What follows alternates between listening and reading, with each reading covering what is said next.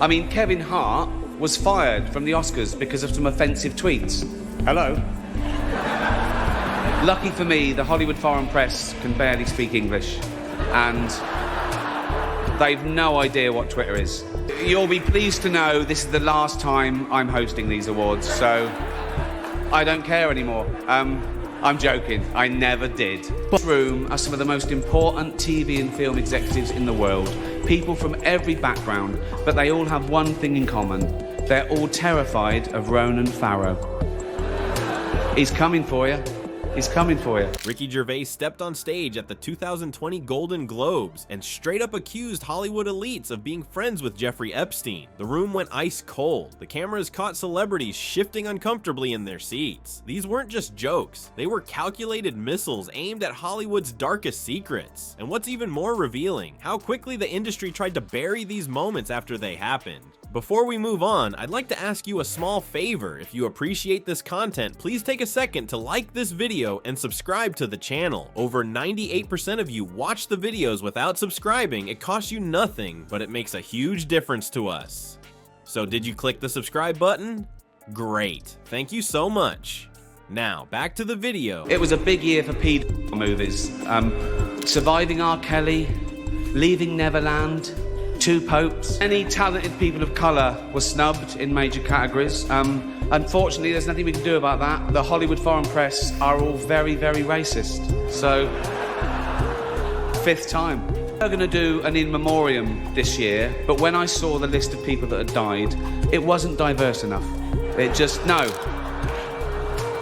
It was mostly white people, and I thought, nah. Not on my watch. When Ricky Gervais stepped onto the Golden Globe stage in January 2020, Hollywood elites expected his usual roasting. What they got instead was a comedy nuke dropped directly on their perfectly manicured images. This wasn't just another hosting gig. This was Gervais' 5th and final time, and he made it crystal clear he had zero intentions of holding back. "I don't care anymore," he announced in his opening, setting the tone for what would become the most uncomfortable 3 hours in Golden Globes history. The celebrities' nervous laughter quickly faded as they realized this wasn't the standard "your movie bombed" jokes they'd prepared their fake reactions for. Gervais went straight for Hollywood's jugular, calling out the room full of powerful executives and actors for their blatant hypocrisy. Apple, Amazon, Disney. If ISIS had a streaming service, you'd be calling your agents, he said to a room that suddenly felt like it dropped 20 degrees. For years now, talk show hosts, people on television, people in sitcoms have been hired by the government to throw you off the track, to distract you, to make you laugh and stuff like that, make you happy and docile so you don't know what's really going on. Yeah, listen, I'm in the middle of blowing the lid off some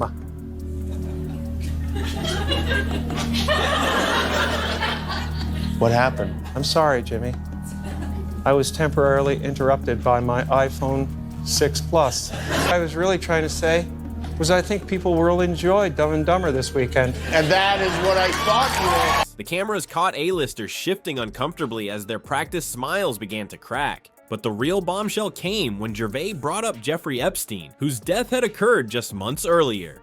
"Shut up. I know he's your friend, but I don't care," Gervais quipped after the audience gasped. Tom Hanks' face turned into an instant meme as the camera caught his jaw-dropped reaction. Leonardo DiCaprio squirmed when Gervais made pointed references to his dating habits, and the Apple executives looked like they wanted to disappear when he suggested they weren't qualified to talk about ethics. The real gut punch came when Gervais told the room of millionaires, "You're in no position to lecture the public about anything. You know nothing about the real world." The silence that followed wasn't just awkward, it was deafening. After the show, Hollywood's PR machine kicked into overdrive. Industry publications tried to downplay the monologue as just jokes, but their actions told a different story. Several celebrities mysteriously canceled scheduled appearances. Interviews with reporters were suddenly cut short when Gervais's name came up. The effort to control the damage was almost as revealing as the monologue itself. What made Gervais's takedown so effective wasn't just the jokes. It was that he said out loud what millions of viewers were already thinking. He exposed the disconnect between Hollywood's preaching and their practices, between their public virtue signaling and their private behavior. He pulled back the curtain on an industry that works with morally questionable corporations while lecturing everyone else about ethics. But years before Gervais' Golden Globes grenade, some of comedy's biggest stars were already dropping breadcrumbs about Hollywood's disturbing realities. When Jim Carrey flashed that triangle symbol on Kimmel and Dave Chappelle refused to wear that dress, they weren't just being difficult, they were trying to tell us something that would take years for the public to finally understand. Remember that bizarre 2014 Kimmel interview where Jim Carrey flashed the triangle Illuminati symbol directly at the camera?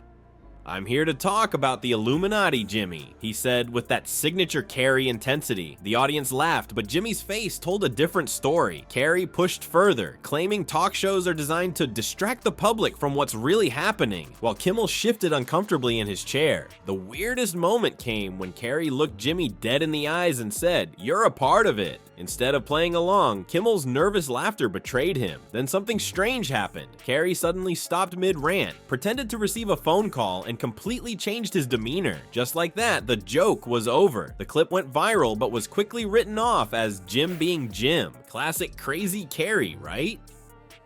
Meanwhile, Dave Chappelle took a more direct approach during his infamous Oprah interview. He spoke candidly about Hollywood's bizarre obsession with putting black men in dresses, especially strong comedic figures. "When I see that they put every black man in the movies in a dress at some point in their career, I start connecting the dots," Chappelle explained. He described intense pressure to wear a dress for a film role. Pressure he ultimately refused despite the potential career damage. Both comedians paid a price. After Carrey's Illuminati stunt, his mainstream roles mysteriously dried up. Chappelle's interview about the dress situation became increasingly difficult to find online over the years. Then there's Cat Williams, who took the boldest approach of all in a radio interview where he described Hollywood's mansion parties in disturbing detail. Drug-fueled gatherings with separate parties in little rooms where unspeakable things happen behind closed doors. His description matched allegations that would surface years later about powerful industry figures. The pattern is hard to miss. Each comedian who dared to pull back the curtain, even just a little, found themselves labeled paranoid, unstable, or suddenly less employable. Their careers hit unexpected roadblocks, media appearances dwindled, and the industry quickly moved to paint them as troubled or unreliable. Comedians have always been our modern court jesters, hiding truth bombs inside punchlines where they can't be touched. When the joke lands, the audience laughs, but when the truth hits, Hollywood squirms. What's remarkable isn't just what these comics said, but how accurately their crazy conspiracies predicted future scandals. In a world where serious journalists face lawsuits and blacklisting for questioning power, only comedians can disguise hard truths as harmless jokes. The evidence speaks for itself. How many comedians mysteriously vanished from the spotlight after their harmless bits cut too close to the bone?